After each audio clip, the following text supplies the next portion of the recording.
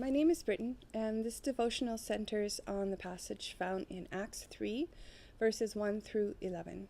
It is the passage where Peter heals the lame beggar at the temple location in Jerusalem on the Temple Mount, specifically at the place called the Beautiful Gate. Verse 1 begins with Jesus' two powerhouse disciples, Peter and John, ascending the steps and making their way to the temple for afternoon prayers. Why is this so important? Because Peter and John were about as opposite as two disciples could be. And since I tend to really take after Peter's clumsy nature and hot-headedness, I bet you he didn't take too fondly to John always referring to himself as the disciple that Peter loved. Just saying. That they were attending prayers together implies union. This union is especially important as these were still early days after Christ's resurrection. Usually today, when famous CEOs leave their companies, the company suffers because leadership falls apart, there's infighting, struggle for control, loss of direction. Think Ford. At any rate, the lame beggar asked Peter for some spare change. As these were common prayers, the beggar was positioned well at the temple to catch most of the foot traffic for that time of day. But Peter exclaims, "Look at us." What is he really saying? I think he's saying, "I see you. You're a valuable person. Don't just ask me for money out of rote habit.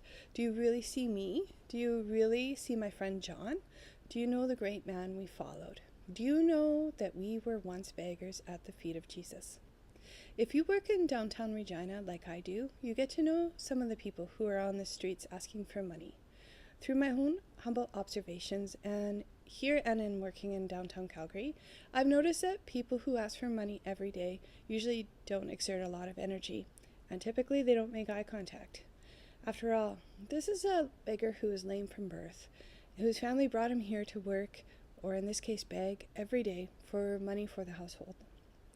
I'm certain the heavy irony of the beggar being beautiful, or this being a beautiful situation at the gate called beautiful, was not lost on the author.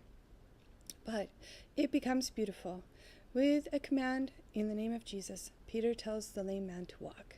Then Peter goes one step further and helps him up by the hand to his feet. Can you imagine never having walked in your whole life, taking those first steps, then running, then jumping?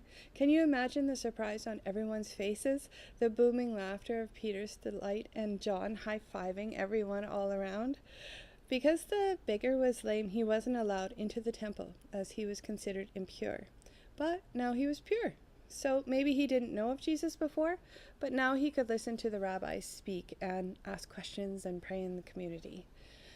Now he didn't have to beg and be ashamed of himself and his circumstances. Now everything had changed with one word. I wonder what one word, if it were to come true, could change my life immediately for the better. While I first gravitated toward a word with a $sign in front, I dug beyond my shallowness and came up with a few words. What's the one word, if commanded, would change your life immediately for the better today?